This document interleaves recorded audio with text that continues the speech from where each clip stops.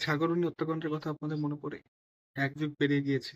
তবে এখনো এই হত্যাকাণ্ডের যারা মাস্টার মাইন্ড বা যারা এই অপরাধটি সংঘটিত করেছে তাদেরকে আমরা আইনের আওতায় আনতে পেরেছি? নাকি আমাদের সিস্টেম আইনের আওতায় এসব অপরাধীদের আনতে চায়নি বা আনতে পারেনি? কয়েক শতবার শুধু ডেটই পিছাচ্ছে কোর্টে। শুধু শুনি একটু নিউজ চ্যানেলে যে আবারও তারিখ পিছালো, আবারও তারিখ পিছালো। এবার তারিখ পিছুতে পিছুতে এক যুগ পেরিয়ে গিয়েছে। আদৌ আমরা পাবো কিনা আমি সন্দিহান। কারণ বিগত সরকার অর্থাৎ আওয়ামী লীগের সময় অনেকে বলতো যে আওয়ামী লীগ সরকার চায়, বাট আওয়ামী লীগের পতনের পর ইন্টারিয়াম গভর্নমেন্ট বা ইউনূস সরকারও তো এর বিচার কতটুকু আন্তরিকতার সাথে করতে চেয়েছে সেটা আপনারা সবাই জানেন। তারাও চায়। এখন যে বর্তমান সরকার বিএনপি সরকার তারা চায় কিনা আই ডোন্ট নো। যদি চায় ভালো। তনু হত্যাকাণ্ডের কথা মনে পড়ে? এই তনু নামে মেয়েকে শ্লীলতাহানি করে তারপর যে হত্যা করা হলো, তখন পুরো দেশ খুবই ফুঁসে উঠেছিল।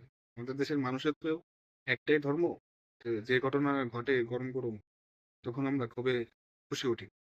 গরম তেলে যেমন কোনো কিছু ছাড়লে সেটা আপনার ফুটে ফুটে ওঠে, ঠিক তেমনি আমাদেরও গরম গরম কোনো নিউজ আমরা পেলে সাথে সাথে ফুঁসে উঠি।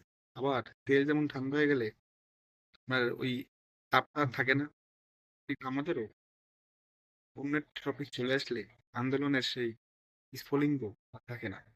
তো আজও কিন্তু আমরা তনু হত্যাকাণ্ডের কুল কিনারা করতে পারিনি।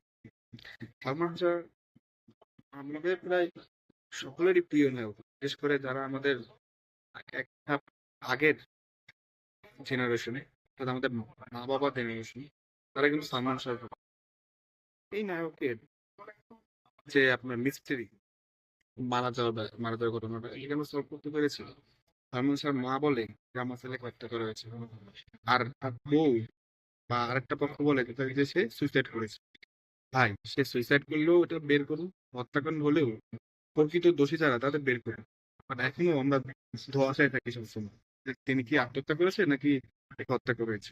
বিচার হয়নি, তিনি কিন্তু হাই প্রোফাইল মানুষ, সারা দেশের মানুষ তাকে চেনে, বিচার হয়নি। ইউনূস রেজিমের সময় ঢাকা ইউনিভার্সিটিতে তোফাজ্জল নামে একজনকে ভাত খেয়ে তারপর পিটিয়ে মারা হলো।